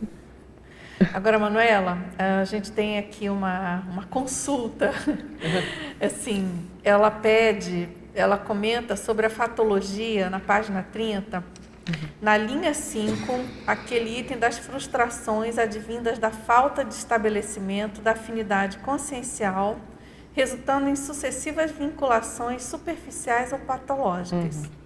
Depois, na linha 8, o rompimento brusco gerando interprisões grupo-kármicas. Aí ela diz assim: eu observo esses dois itens que eles ocorrem comigo, com frequência, nas relações afetivo-sexuais. E ela também lista, ela coloca que os itens da caracterologia, o item autoestima, desinteresse, pseudo-independência emocional também tem a ver com ela. Ela diz que em relação à autoestima, né, em relação ao desinteresse, eu perco o interesse quando peço para a pessoa por várias vezes que pare de fazer determinado ato que me incomoda muito, e vejo nenhum interesse da pessoa em mudar. Em relação à pseudo-independência, de uns tempos para cá eu tenho agido assim para me proteger. Bom, e ela finaliza então dizendo assim: você poderia me ajudar a entender o ponto-chave para traçar estratégias de autoenfrentamento? Eu peço ajuda, pois tenho feedbacks de que tenho problema para estabelecer e manter vínculos, mas eu não vejo assim, pois penso que se não estar havendo afinidade, ou a relação está patológica, ou melhor a se fazer é rompê-la. Estou errando em agir assim? O que seria o ideal? Olha, vamos lá, Manuela. É uma consulta mesmo, eu vou tentar ajudar, assim, mas eu me reconheço muito nessa situação, muito parecida com a minha, assim. Então, eu acho que, em primeiro lugar, ela já fez ela reconheceu que ela tem esse traço. Começa assim, né? Então, ela tem que começar a identificar as situações que provocam essa proteção que ela tem, para começar a ficar mais atenta até ao multidimensional, né? Desenvolver o parapsiquismo é bom, para ela não se afastar, né, dessa consciência que está próxima. Tudo bem que tem situações aí de consciências que a gente se aproxima e que deve evitar, né, que é aquelas pessoas que são, sei lá, mau caráter, anticosmoético, né? Você tenta ajudar de uma forma, a pessoa não quer ajuda, né? Então larga de mão, que como o Valdo diz, né? Que não presta mesmo. Mas tem que ver se não é um traço dela. Talvez ela esteja realmente, né, se protegendo demais. E aí vem a autopesquisa, fundamental. Então, ela já começou, então, pelo que eu entendi, né? Ela já identificou esses traços na caracterologia, o que ela tem, né? Então, é pegar esses traços aí que ela visualizou e ir para cima, enfrentar, né? E utilizar ali as providências práticas, inteligentes, tentar utilizar como estratégia. Indico até a questão da autoconsciencioterapia, me ajudou bastante, né? Da consciencioterapia, porque depois vem essa questão da autoconsciencioterapia, né? Então, ela começar pela autoconsciencioterapia, talvez, como eu comecei, possa contribuir. Mas a gente, né, quem sou eu para para dizer o que ela tem que fazer, bom. né? Mas eu acho que ia ser uma boa... É importante, né? Ia ser escrever bom um verbete, né? Fazer uma consciência terapia. Ela não mora aqui, mas enfim.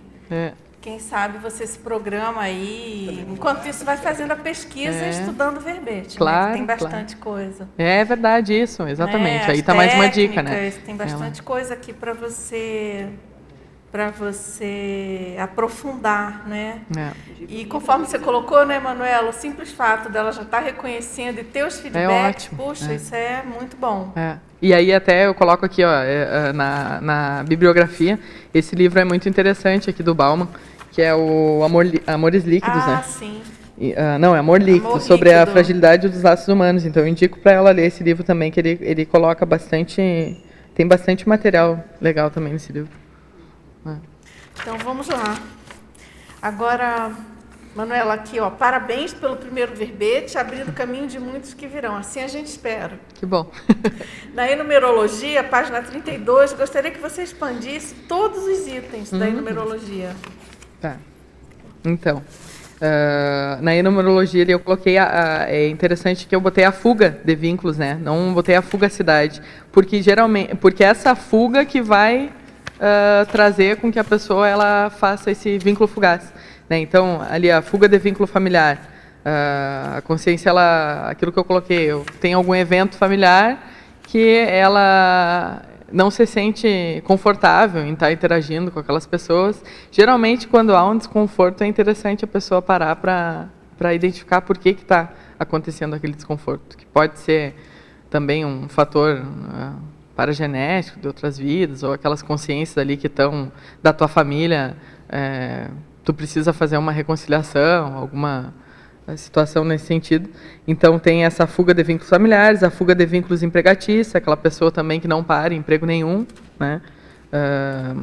A fuga de vínculos acadêmicos também, não sabe o que quer, não sabe o que quer estudar, é importante ter foco, né? Em todas, a questão do vínculo aqui, o foco é muito presente, né? Então, a pessoa não tem foco e acaba que ela não se vincula também. A fuga de vínculos energéticos também, tão importante como os outros. Então, inclusive eu coloco ali na minha exemplologia, foi a mini fugacidade de vínculos, né? Que é a questão de não se vincular com a dupla, não querer profundidade com a dupla evolutiva, e a mega seria não querer profundidade com o amparador, né? Então, essa questão de fuga de vínculo energético está totalmente relacionado com essa questão do afastamento do amparador, né? A fuga de vínculos interassistenciais, que é o que acho que eu quis, quando eu escrevi esse verbete, trabalhar principalmente essa questão da interassistência. Então, porque a insistência é uma via de mão dupla, né? Então, no momento que tu está assistindo o outro, tu está também te assistindo, está também tendo uma conexão com o amparador. Então, está tudo interligado, essa interassistência. A fuga de vínculos cosmoéticos, que aí é a questão, a pessoa não se dá nem o trabalho ou o certo tempo de verificar se aquele vínculo, se aquela pessoa que ela está se relacionando é uma pessoa cosmoética, é uma pessoa que faz parte da para-história dela e que vai contribuir de alguma forma para ela se melhorar ou ela melhorar a outra pessoa também.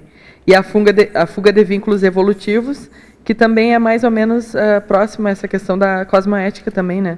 Então, vendo tudo nessa linha evolutiva, né, que a gente está nessa caminhada evolutiva, então, vida a vida, a gente procura evoluir um pouco mais, e a gente não evolui sozinho, então,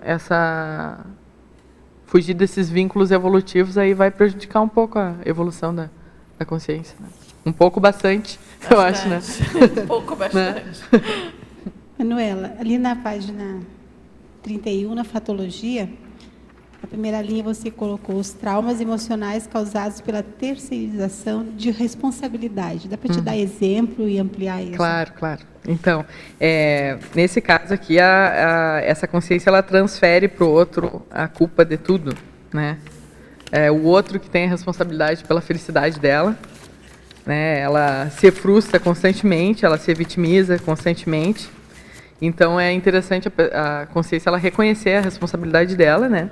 E superar essa situação de ficar terceirizando e botando a responsabilidade, a culpa de tudo no outro. Né? E aqui na ciclologia também, na página 32, queria que tu falasse dos 2 primeiros ciclos aí, por favor. Ampliasse ali, que eu achei bem interessante, bem importante, né? O ciclo encontro, desencontros, reencontros de destino.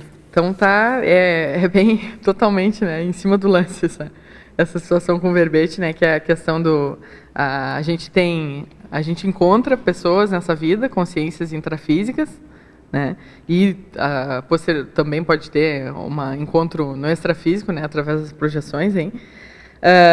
A gente encontra, no momento que a gente tem essa característica de fugacidade de vínculos, a gente se desencontra dessa consciência, e às vezes até por alguma situação que não está relacionado a ti, alguma coisa externa que proporciona esse desencontro, e depois tu vai reencontrar com essa consciência novamente, talvez em outra vida, talvez nessa vida de novo, né? Mas aí tem essa questão desse ciclo aí, encontro, desencontro e reencontro. Né? O ciclo de recomposições grupocármicas, então, que tem tudo a ver, que a gente falou da questão das interprisões, então, em outras vidas a gente gerou algumas interprisões, alguns nós, que a gente tem que desamarrar posteriormente aí em outras vidas, e o ideal é que quando a gente já tem consciência que a gente precisa fazer isso, a gente não evitar os vínculos, né? Porque cada vínculo todo vínculo vinca, que nem diz o Valdo, ali tem uma, né? Então, cada vínculo tem algum propósito, tem alguma relação. E aí a gente pode pensar nessa... E aí acontece a recomposição, né? Pode acontecer uma recomposição. Mas assim, a pessoa que evita, né? Vamos dizer assim, a fugacidade de vínculos afetivos, a pessoa... Não dá oportunidade. Ela própria está protelando e aumentando Exatamente. essa interprisão, ou seja, no fundo, ela aparentemente está fazendo uma fugacidade aparente, né? Uhum. No entanto, está perdendo oportunidades evolutivas Exatamente, de limpar o que poderia limpar, né? Com isso, ela vai protelando e aumentando mais ainda a necessidade de novos vínculos, futuros vínculos, né? É bem sério isso. Esse tema é bem complexo, né, Manuel? Acho que daria um belo livro, hein? A mãe me falou mesmo. A mãe falou que é bem complexo, é bem bacana.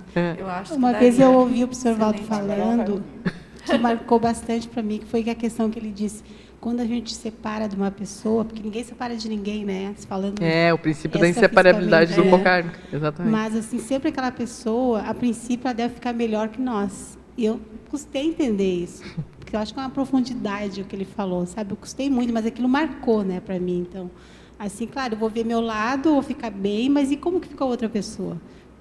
Né, levando em consideração que a gente está aqui para fazer uma assistência, né? Então, assim, na prática, como que eu me importo realmente com aquela pessoa que eu separei, às vezes por orgulho, por seja o que for, né? Então, assim, ainda estou, assim, estudando tudo isso, o que ele quis falar com isso, mas na prática eu estou, assim, procurando me colocar, assim, ver como que a outra pessoa está, porque isso eu acho que dia a dia acontece, né? A pessoa encontra, desencontra, separa, né? Retoma, né? Então, acho que é importante ter essa consciência. Mas isso que tu falou é bem importante, porque eu vou colocar como experiência pessoal mesmo. Depois que o Marcos se acidentou, eu tive, acho que, 3 ou 4 namorados, né? Olhando pro pai e pra mãe, para confirmar, né? Eu tive, acho que, 3 ou 4 namorados, e eu identifiquei, e eu me incomodava com isso, olha que estranho. Que quando nós terminávamos, depois de 1 ano que eu cruzava com eles, eles estavam já super melhor. Já tinham se formado, e aí eu até me arrependia, sabe? Cara, quando estava comigo, né? Eu perdi, né? E a pessoa evoluía realmente. Então, para te ver como a contribuição minha facilitou a pessoa evoluir. Eu acho que nada é por acaso, né? Então, eu devo ter passado na vida dessas pessoas justamente para fazer uma certa limpeza, uma certa caminhada, porque eu me aproximava de pessoas que são muito parecidas, assim, um perfil muito parecido, e a gente se aproxima de afins, né? Então, provavelmente alguma coisa tem a ver comigo também, mas eles tinham um perfil muito parecidos e todos se melhoraram, né? Atualmente estou atrás da minha dupla, candidatos, por favor. Né? Publicamente. Sem né? fugacidade, Marketing pessoal. né, sem fugacidade, dupla para o resto da vida. Mas é interessante isso que a Terezinha falou, sabe, de contribuir de forma positiva com o outro, né? E aí eu me incomodava, mas olha que egoísmo, né? Eu me incomodava porque a pessoa melhorou, porque eu também melhorava, de certa forma, né? Eu também me melhorei bastante, tanto que tô aqui, né? É bem sério isso, nossa. Você deixar, fazer a ruptura de modo que todo mundo fique bem, né? Agora, puxa, aqui, ó. Como fazer ruptura de vínculos sem causar interprisões de grupo kármicas? No caso de amizades anticosmoéticas, por exemplo. O que você acha? Tem que ser muito bem resolvido. Eu acho que é complicado isso, sabe? Porque um afastamento muito brusco, a consciência ela vai... Eu acho que através até do exemplarismo, não precisa nem tu se afastar, mas ter essa tentativa de tentar melhorar a cosmoética do outro, sabe? Começar a mostrar que tu está interessado em outras coisas mais evolutivas. A pessoa automaticamente ela vai se afastar de ti. Se ela não quiser evoluir, ou se ela não quiser, né, desenvolver a cosmoética dela, ela vai procurar se afastar de ti. Não sustenta, não suporta muito tempo aquela consciência, né, meio... Só que aí eu deixo a questão para essa pessoa que perguntou também, né? Se ela está próxima de consciências anticosmoéticas, por quê? Né? Se questiona, né? Porque a gente se aproxima por afinidade. Então, algum motivo deve ter, algum passadão aí. Algum passadão aí está interferindo nessa, né? É interessante pesquisar isso também. Mas não se afastar bruscamente ou começar a atuar assim meio querendo mostrar que você é melhor. Eu agora sou super cosmoética e eu não posso andar contigo porque tu... Né? Então, isso, nossa, por favor, né? Não façam isso. Né? Então, procurar agir, dar exemplo, mostrar o que pode ajudar essa pessoa a crescer. E, aos poucos, se ela quiser mudar, ela vai continuar do teu lado e vai mudar. Senão, ela vai se afastar, que é aquela coisa, né? Não tem assediador que suporta muito tempo um nível, né, de lucidez muito grande, um nível de amparo muito forte. E mais uma vez a questão do binômio, né? Admiração e discordância. Uma hora dessa é muito bom aplicar, muito importante. É isso mesmo. Porque você não radicaliza, né, a sua relação. Tudo bem, precisa romper, mas você continua exercitando, vendo o que é bom da pessoa e fazendo esse balanço, né? Esse balanceamento. Né? O ideal é tu tentar melhorar o outro, né? Não... Agora, Manuela, na polinomiologia, na página 32, nosso amigo de São Paulo, ele pede para você detalhar esse polinômio: conviver, aprender, reaprender, retificar. Esse aqui eu acho que é uma síntese de todo o verbete, porque o objetivo nosso da nossa ressoma é essa: é conviver, né, com as pessoas, tu aprender, tu tirar proveito evolutivo do que pode ser útil para a tua evolução mesmo. Aprender, reaprender, porque às vezes a gente vem trazendo algumas características ou traços de vidas passadas que tu vem repetindo, então tu tem que reaprender, adquirir novas sinapses ali para mudar e retificar, tentar corrigir, né, o que tem de errado aí nessa convivência. Manuela, Diga. Na página 32, em efeitologia, na última frase, você coloca o efeito da megafraternidade na convivência. Aí, depois que você falar dela, você poderia ler a frase enfática e comentá-la para nós? Claro. Tem tudo a ver, até a frase enfática tem essa questão da mega-fraternidade. Então, o efeito da mega-fraternidade na convivência, então. A mega-fraternidade seria um conceito bem mais amplo do que a fraternidade, do que essa afetividade, essa aproximação. Então, seria um amor assim por todos, né? Uma coisa mais... E a consciência que ela começa a superar essa característica de fugacidade de vínculos, ela começa a ter esse efeito da mega-fraternidade na convivência. No momento que ela continua com esse traço, ela não vai ter nunca essa aproximação com o mega-fraternismo, né? Que é uma condição até que é o amparador, né? A gente coloca que o amparador sente muito esse mega-fraternismo com seus amparados, né? Então é muito interessante a pessoa se livrar dessa fugacidade para viver o mega-fraternismo. E aí a frase enfática, né? Ao reconhecer em si a fugacidade de vínculos afetivos, a consciência perspicaz sente-se desafiada à reciclagem, capaz de promover o convívio sadio rumo ao mega-fraternismo libertário. Então, aqui eu quis deixar bem claro assim, que a consciência, qualquer consciência que quando identificar e reconhecer que ela tem esse traço de fugacidade de vínculos afetivos, se ela for inteligente, se ela for perspicaz, ela vai querer reciclar isso, porque somente com essa reciclagem ela vai ser capaz de promover esse convívio sadio e atingir o mega-fraternismo libertário. Né? Valeu, obrigada. Manuela, aqui na taxologia, ele pede para você comentar lá, página 34, né? Isso. O item 2, autoimagem, o item 16, psicossomaticidade, e o 20, vontade. Tá. O item 2 eu acho que eu já tinha falado ali, né? Mas vamos ampliar para ele. Ressignificar a autoimagem, quebrando conceitos e preconceitos a respeito de si mesmo e dos outros. Então, de que forma que a gente pode conseguir ressignificar a autoimagem? Fazendo autopesquisa.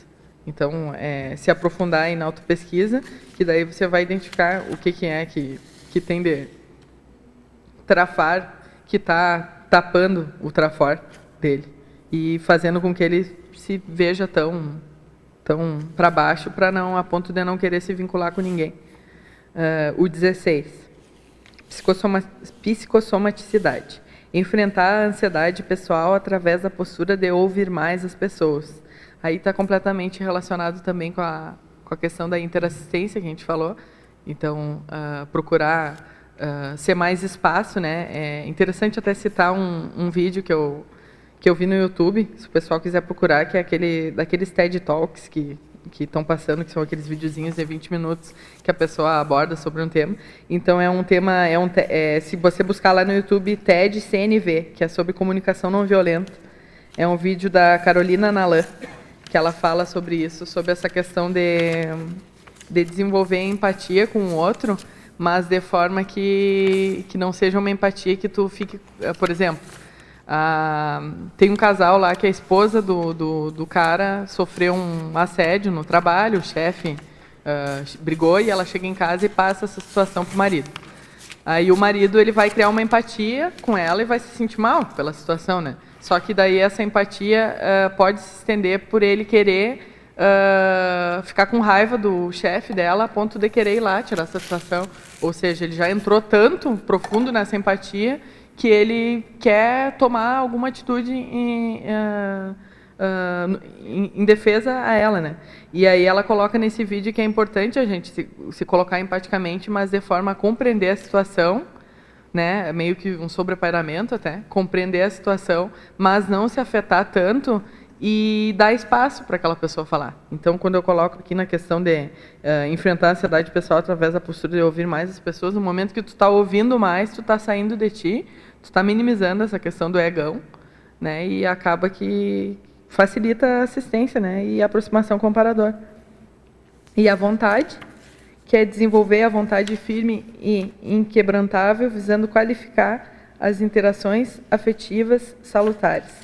Então, eu acho que realmente eu botei, está em ordem alfabética aqui, mas eu acho que caiu bem como... Fechar com vontade. Fechar com vontade, porque eu acho que é o mais importante, a pessoa que ela quiser sair dessa condição de fugacidade de vínculos, ela tem que desenvolver a vontade para qualificar essa interassistência. Muito bem. Manuela, aguardamos os próximos, tá certo? Tá bom.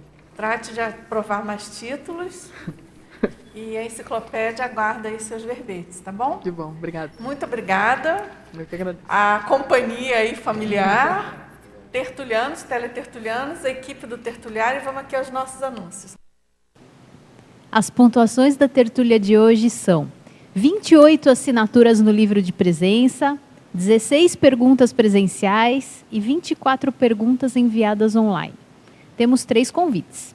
O Júlio Royer com a primeira jornada internacional de parapedagogia e reeducaciologia, Terezinha Mello com o curso de campo Pangrafologia Verbetológica e Amin Lascani com Escola de Parapsiquismo.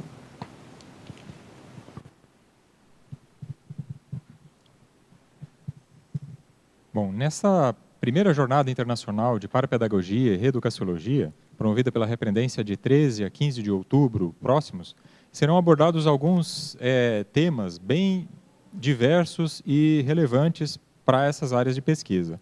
Alguns exemplos. Por que é tão difícil mudar se nós já sabemos o que mudar? Ou nós já sabemos o que precisamos mudar? Esse é o tema que vai ser tratado pelo professor Rui Bueno na conferência Reeducaciologia, as marchas e contramarchas evolutivas. Outros temas abordados, por exemplo, a técnica do fluxo autorreeducaciológico, otimizador tarístico e interassistencial. Depois, opção pela pré-desperticidade na fase preparatória da programação existencial, um estudo de caso, e outros, uma série de outros temas. Se você tem interesse em alguma área dessas, entre em contato. www.reaprendencia.org ou contato@reaprendencia.org. Obrigado. Boa tarde a todos. A Enciclosapiens vem convidar para o curso de campo Pangrafologia Verbetológica, que vai ocorrer agora, dia 29 agora de setembro a 1º de outubro. Esse curso, ele visa a escrita. Se você está com o seu verbete parado, ou seu livro, ou então, assim, querendo escrever um assunto novo, um artigo, esse curso ele ajuda muito, porque o objetivo dele é possibilitar o extrapolacionismo parapsíquico sadio por meio da construção conjunta do holopenselho pangráfico e favorecer a escrita parapsíquica tarística em prol do completismo grupal do megaprojeto da Enciclopédia da Conscienciologia. As inscrições podem ser feitas na recepção do CAEC, pelo telefone 2102-1499. Os nossos EPICONs do curso são a professora Dulce Dal e Hernani Brito. Sejam todos convidados. Obrigada. Boa tarde a todos. O nosso convite é para a Escola de Parapsiquismo. Nós vamos ter mais uma turma que vai se iniciar em janeiro agora de 2018. Essa modalidade da escola, ela é composta de 3 módulos, ela dura 1 ano. Tem também a modalidade semanal, mas essa modalidade ela é composta de 3 módulos de 5 dias cada um, totalizando 15 dias. É um curso bem abrangente sobre o parapsiquismo, o desenvolvimento do parapsiquismo. E ele utiliza uma metodologia inovadora que é fundamentada no conceito de competência. Então, se desenvolvem ao todo 31 competências parapsíquicas e também competências transversais. Só para citar algumas, além das básicas, para percepção impressiva, clareaudiência, retrocognição, para captação intelectual, escagem lúcida, encapsulamento, polivalência, instalação de campo e assim por diante. São ao todo 31. São 10 professores que ministram esse curso. Ele vai se iniciar em 3 de janeiro de 2018. Entre esses 3 módulos de 5 dias acontecem atividades que são chamadas maratonas parapsíquicas, que os alunos podem fazer de onde estiverem, na própria cidade onde estiverem. É um curso bem completo sobre parapsiquismo, bem abrangente. Quem tiver interesse, então, é só procurar a recepção do CAEC, o telefone 2102-1499. Obrigado a todos.